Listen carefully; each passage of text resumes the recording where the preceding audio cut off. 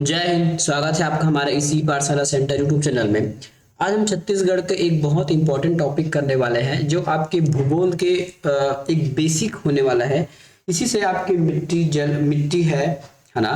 इसके इसी से आपकी मिट्टी वगैरह और जो चीजें होती है आपको दूसरे डिपेंड करने वाले हैं। ठीक है, तो ये टॉपिक है आपका भूगर्भिक संरचना।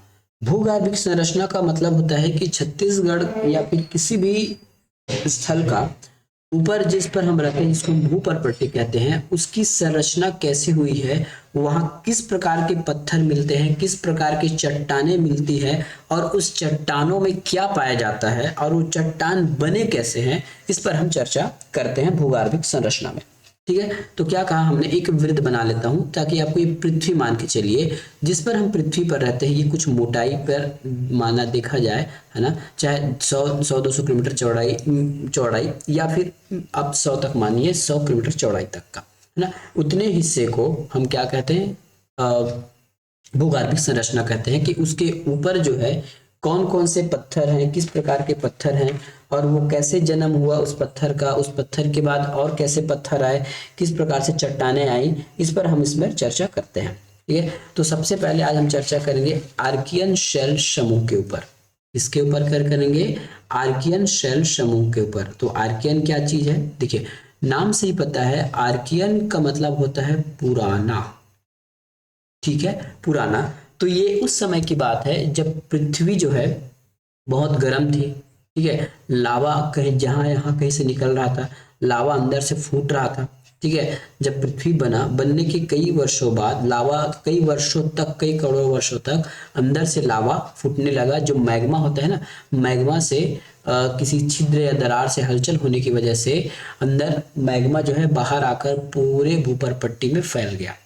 उसी को कहा जाता है आर्कियन शेल समूह। जब वो मैग्मा पूरी तरह से सूख गया, पूरी तरह से ठंडा हो गया, तो उससे बने शेल को हम क्या कहते हैं, आर्कियन शेल समूह कहते हैं। पहली बात, ठीक है। उस समय पृथ्वी पर जहां तक भी आपकी नजर जाती वहां केवल और केवल आर्कियन समूह के ही सेल थे। ठीक है, आर्कियन समूह के सेल थे, दूसरा कोई सेल नहीं था। इसका मतलब हम ये बता सकते हैं कि ये सेल जो भी है क्रम से आए हैं। ठीक है, तो सबसे पहले क्रम में कौन सा आया, आर्कियन सेल समूह आया। ठीक है, आर्कियन सेल समूह का निर्माण कैसे किया, तो ये लावा से हुआ है, मैग्मा से हुआ है। ठीक है, मैग्मा से हुआ है, लावा से हो सकता हुआ है सॉरी। ये और उस समय का दौर है जिस समय पृथ्वी पर जीव का नामो निशान नहीं था। जीव का मतलब है कोई जीव जंतु या पेड़ पौधे कुछ भी नहीं थे। उस समय की बात है ये आर्कियन शेल समूह। ठीक है, तो अब उसके बाद पूछा जाएगा कि ये आर्कियन शेल समूह जो है छत्तीसगढ़ में विस्तार कहाँ पर है। तो सबसे पहले ये बात जान लीजिए कि जब पृथ्वी पर जीव ही नहीं था, है ना, जब मैग्मा बना तो उस समय आर्कियन जो है पूरे पृथ्वी पर फैला हुआ था, साथ में पूरे छत्तीसगढ़ पर।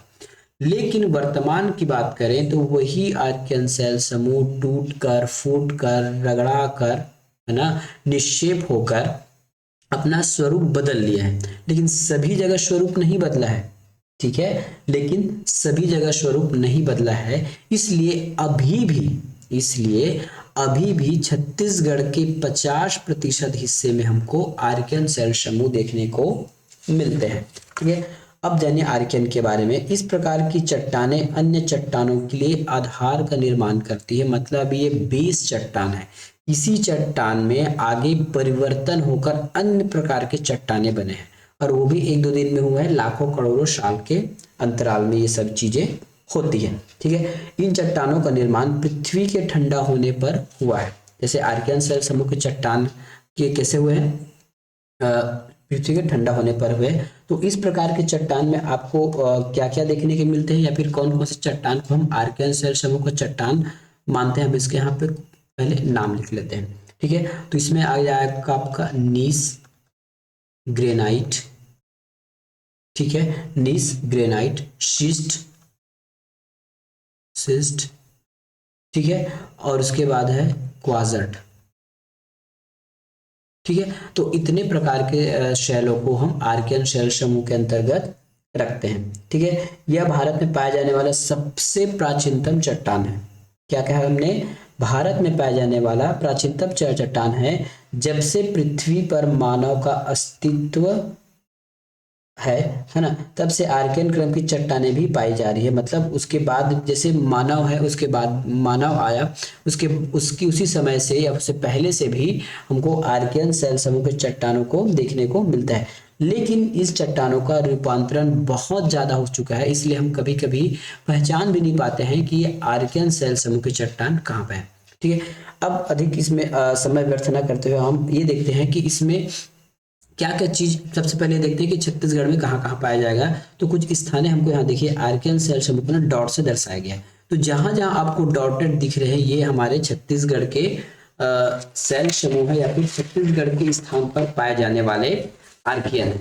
तो कहाँ कहाँ पे दिख रहा है? आपके लगभग पूरे बस्तर में दिख रहे हैं। महानदी बेसिन के चारों ओर सीमांत स्थान पर हमको क्या क्या दिख रहा है? आर्कियन शैल समूह के विस्तार देखने को मिल रहे हैं।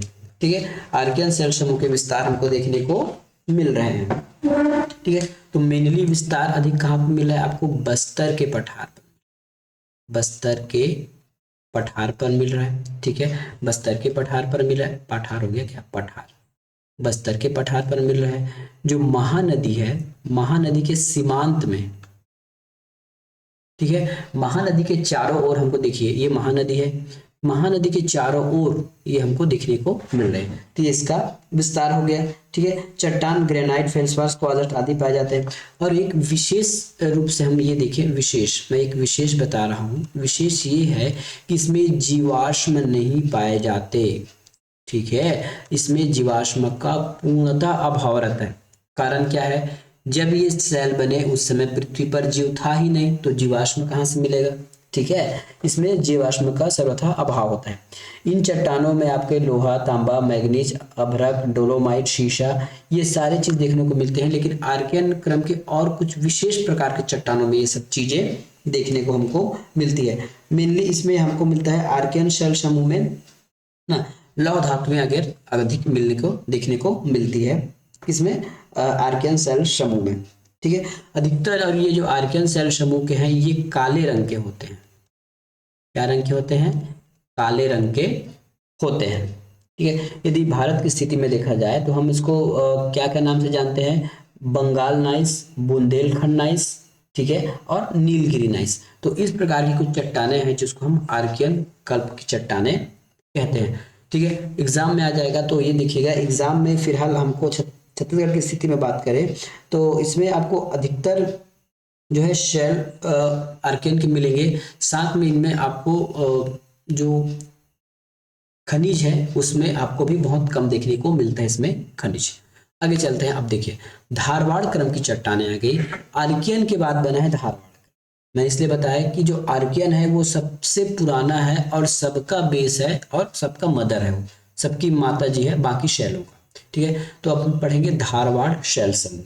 ठीक है, कर्नाटक के धारवाड़ जनपद के नाम पर रखा गया है इस धारवाड़ चट्टान का नाम। याद रखिए, कभी क्वेश्चन में पूछ दिया तो कर्नाटक के धारवाड़ जनपद के नाम पर रखा गया है इस चट्टान के नाम को।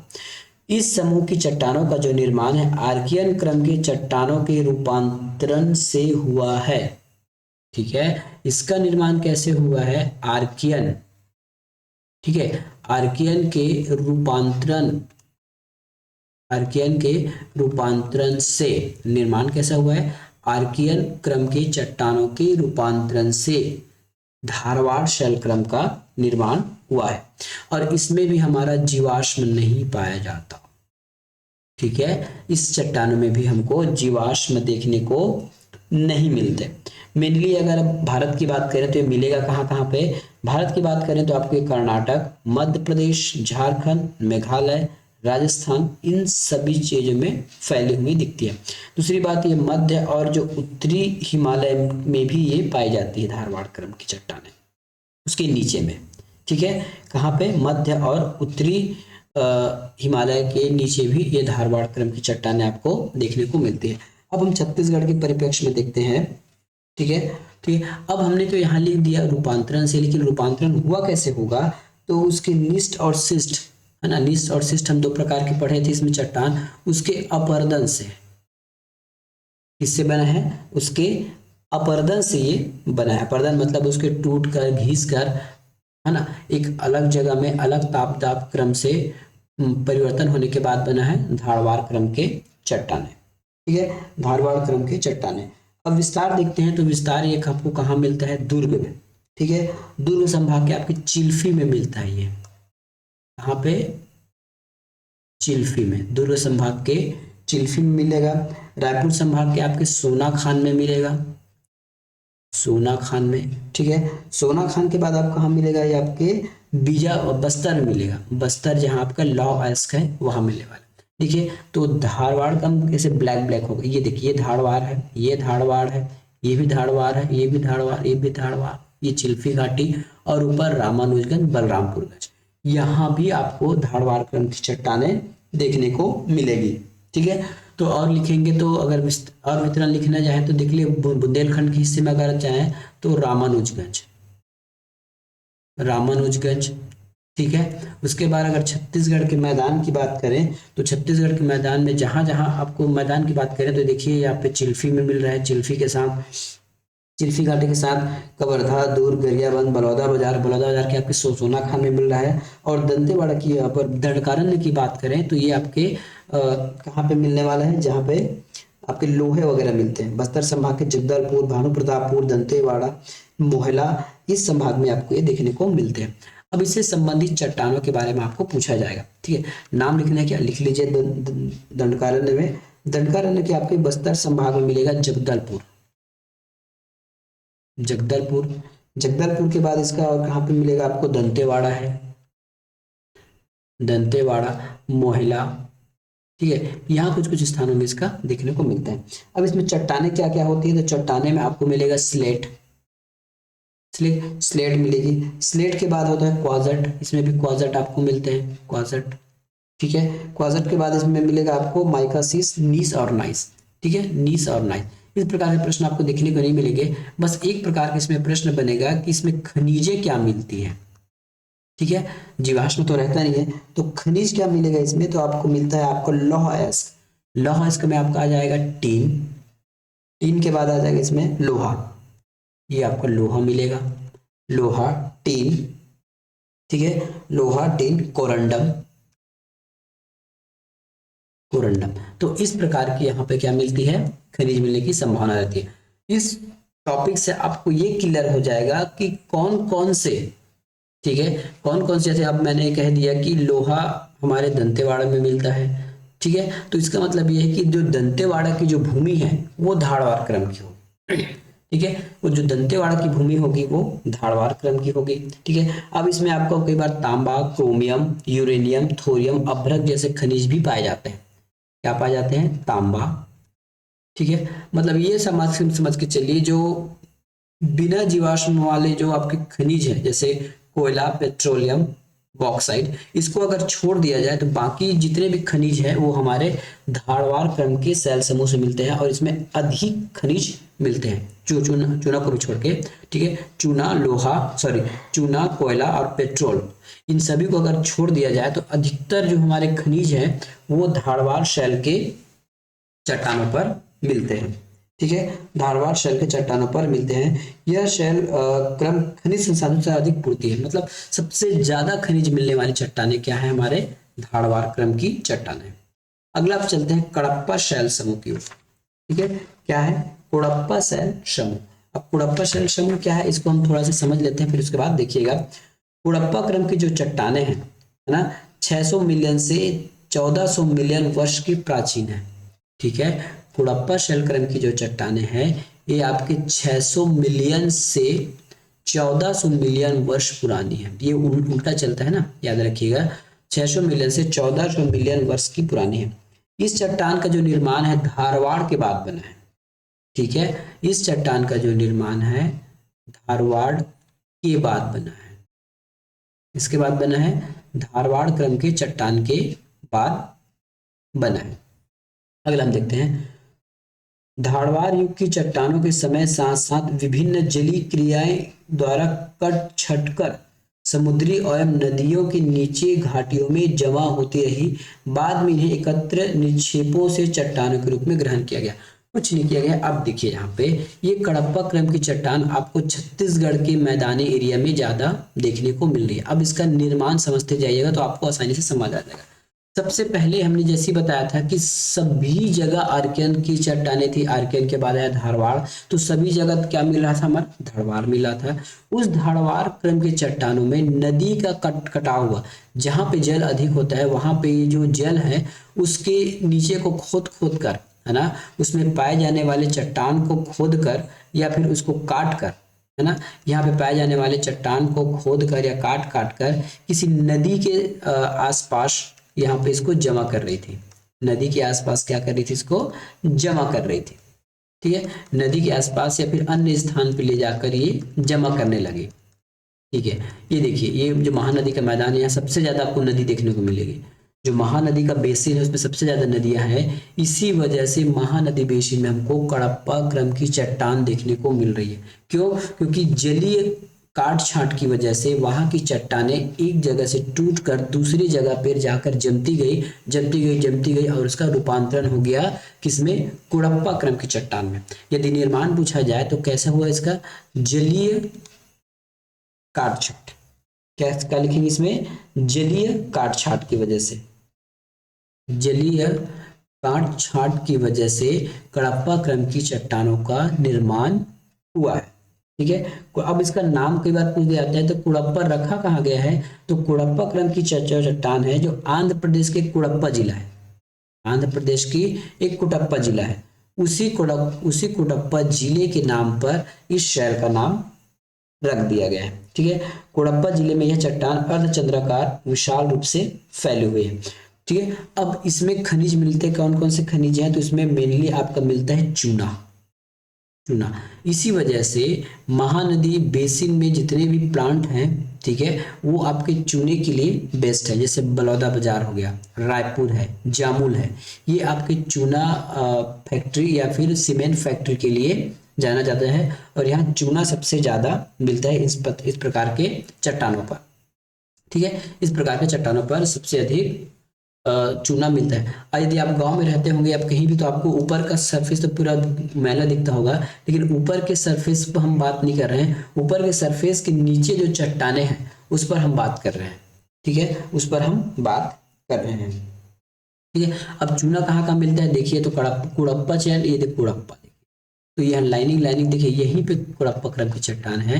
और कुछ कुड़प्पा क्रम की चट्टान आपके यहाँ पे मिल रहे हैं, ये बीजापुर और ये लास्ट में आपके बस्तर वाले कुछ एरिया में हमको क्या दिख रहा है, कुड़प्पा क्रम की चट्टानें देखने को मिल रही है। ठीक है, कभी कभी अब इसका प्रतिशत भी पूछा जाता है कि कितने प्रतिशत पर है ये, तो ये हमारे 25 से 30% पर, छत्तीसगढ़ के 25 से 30% पर फैला है कुड़प्पा क्रम की चट्टानें।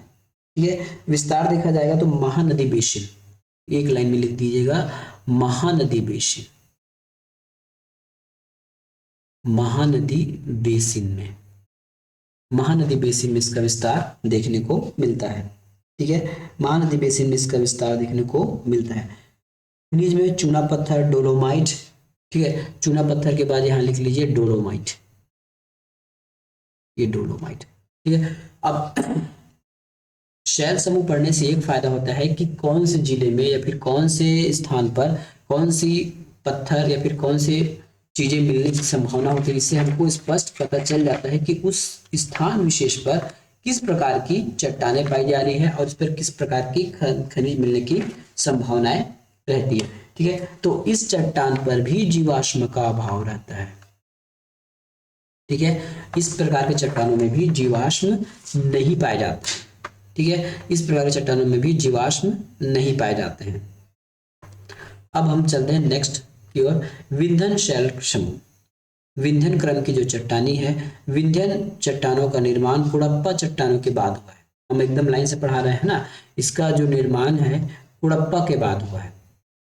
कुड़प्पा के बाद क्या हुआ, इसका निर्माण हुआ है।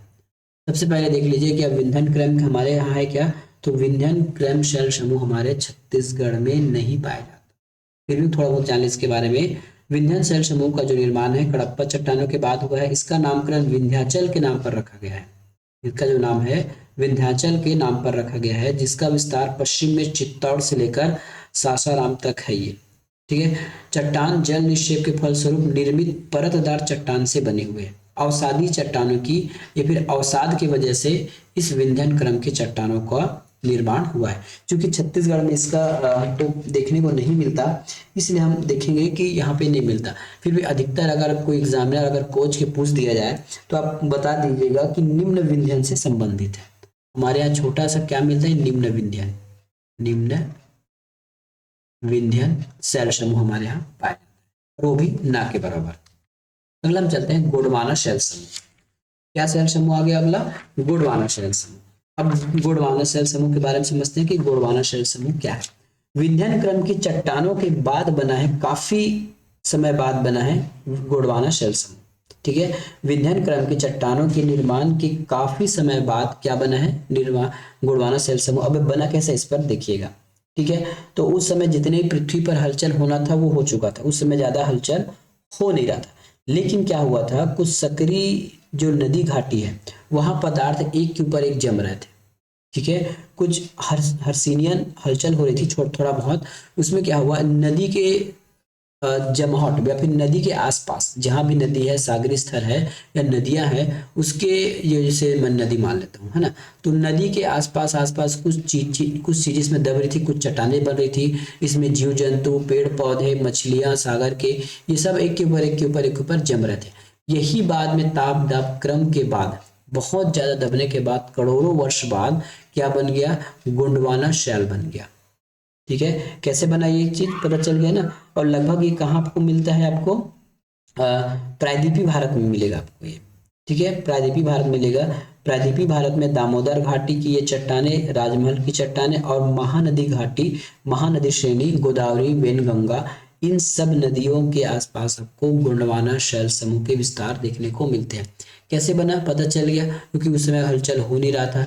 नदियों के तलछट में धीरे धीरे कुछ उसके अवशेष हो गए, शिष्ट हो गए। उसके बाद उसमें मछलियां, उसमें जीव जंतु जितने भी हैं वो सब धीरे धीरे दब दब कर जमकर मरते गए, जमते गए, मरते गए। उसी से ये गोंडवाना शैल समूह का निर्माण हुआ है। ठीक है। उसी से गोंडवाना शैल समूह का निर्माण हुआ है। विस्तार कहाँ जाए तो विस्तार कहाँ कहाँ पे है हमारा, ये आपको दिखेगा सरगुजा और बघेलखंड पर। विस्तार दिखेगा आपका सरगुजा और बघेलखंड पर।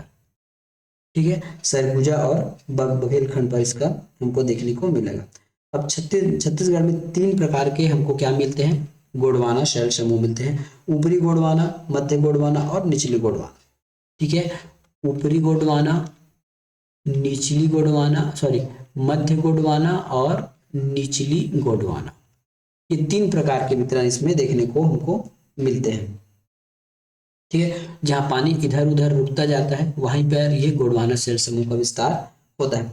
ठीक है। अगर खनिज की बात किया जाए तो सबसे मेन हमको मिलेगा इसमें कोयला। क्या मिलेगा, कोयला। और छत्तीसगढ़ कितने प्रतिशत पर फैला हुआ है, तो छत्तीसगढ़ के 17% पर फैला हुआ है। गोंडवाना कहाँ लिखा है, देखिए गोंडवाना कहीं पे लिखा है कि ये गोंडवाना है, ये गोंडवाना, ये देखिए इतने समूह पर हमारा गोंडवाना शैल समूह फैला हुआ है। इसी वजह से यहाँ पे कोयला हमको अधिक मिलता है। ठीक है। गोंडवाना शैल समूह में, क्योंकि ये जीवाश्म वाला है, याद रखिएगा गोंडवाना जो शैल समूह है ये जीवाश्म से ओतप्रोत है। ठीक है। जीवाश्म से ये ओतप्रोत है, जीवाश्म। ठीक है। ये जीवाश्म से ओतप्रोत है क्योंकि इसमें जो पुराने जीव जंतु मरे हैं वही बाद में जाके पेट्रोलियम या फिर कोयला बने हैं। ठीक है। पेट्रोलियम या फिर वही कोयला बने हैं, इसलिए ये जीवाश्म ईंधन या फिर जीवाश्म शैल कहलाएगा। इस प्रश्न से आपको कैसे पूछा जाएगा, यदि आपको अगर ऑप्शन में रहा कि गोंडवाना शैल समूह कहाँ पाए जाते हैं तो आपका माइंड जाना चाहिए जहां पे कोयला मिलेगा वहां गोंडवाना शैल समूह होगा। क्या बस्तर में कोयला मिलता है, बिल्कुल नहीं मिलता है, तो बस्तर में गोंडवाना शैल समूह मिलने की संभावना ही नहीं है। इस प्रकार आपको ट्रिक लगाकर भी याद रखना है। बाकी जब इसका हम एमसीक्यू करेंगे तो आपको बहुत और अच्छे से समझ में आने वाला है। एक लास्ट बचा है उस पर हम चर्चा करते हैं, दक्कन ट्रैप। ठीक है। दक्कन ट्रैप है ये सबसे नया शैल है। ये दक्कन ट्रैप जो है ये क्या चीज है, नया शैल है, लगभग 100 मिलियन वर्ष पूर्व बना है, सबसे नया है, 100 मिलियन वर्ष मात्र। ठीक है, 100 मिलियन वर्ष में ये बना है। दक्कन ट्रैप की चट्टानें काफी सख्त होती है, किंतु दीर्घ काल में इनका कटाव होता रहा है, अपरदित होता रहता है, चूना काली मिट्टी। अब देखिए इस समय क्या हुआ, अचानक है ना दक्कन ट्रैप है ना, दक्कन ट्रैप में ये कहीं पे ना क्या हुआ, एक लावा फूटने लगा। लावा फूटने की वजह से वो पृथ्वी पर ऊपर जमने के बाद वो काली मिट्टी बना, काला काला दिखने लगा, उसी को हम कहते हैं दक्कन ट्रैप। क्या कहते हैं, दक्कन ट्रैप है। और ये काली मिट्टी का जन्मदाता है, जो दक्कन ट्रैप है वो काली मिट्टी का जन्मदाता कहलाता है। ठीक है, दरारी ज्वालामुखी से निकले बेसाल्ट युक्त लावा। ठीक है, क्या लिखेंगे पे, बेसाल्ट, बेसाल्ट युक्त लावा से निर्मित हुआ है ये चट्टान।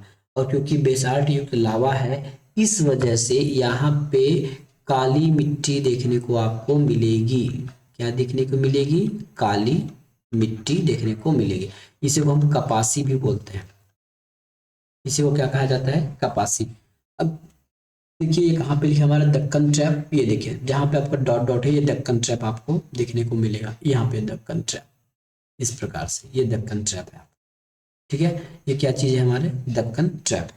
अब दक्कन ट्रैप का विस्तार देख लेंगे तो ये मैकाल श्रेणी में मिलता है। मैकाल, ये देखिए कुछ मैकाल श्रेणी में भी मिल रहा है, विस्तार क्या हो जाएगा, मैकाल श्रेणी में। ठीक है, मैकाल श्रेणी में देखने को मिलेगा। मैकाल श्रेणी के बाद आपको कोरबा, कवर्धा, सरगुजा, जशपुर, कोरबा,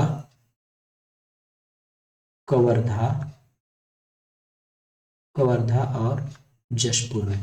खनिज की बात करें तो यहाँ पर आपको मिलता है बॉक्साइट, मेनली आपको बॉक्साइट मिलेगा। ठीक है, मेनली आपको इसमें बॉक्साइट देखने को मिलता है। ठीक है, बॉक्साइट देखने को मिलता है। ठीक है, तो इस प्रकार की चट्टानों आपको छत्तीसगढ़ में पढ़ना है और इसी इतने से ही आपका प्रश्न बन जाएगा, इससे बाहर का प्रश्न नहीं जाने वाला है। बस इसको अच्छे से जानिएगा और ये याद रखिएगा, या जहाँ बॉक्साइट मिल रहा है वहां पे दक्कन ट्रैप की चट्टानें होंगी, जहाँ पे लोहा मिल रहा है वहां धारवाड़ क्रम की चट्टानें होंगी, जहाँ कुड़प्पा मिल रहा है वहां चूना मिलेगा, या फिर जहाँ चूना मिल रहा है वहां पे कुड़प्पा क्रम की चट्टानें हो गई मिलेगी। इस प्रकार से आप एक दूसरे से रिलेटेड करके इन सभी को याद कर सकते हैं। यहाँ से बहुत सारे प्रश्न आपको देखने को मिलेंगे। ठीक है, तो ये हमारा मेंस का क्वेश्चन है। ठीक है, मिलेंगे नेक्स्ट वीडियो में, धन्यवाद।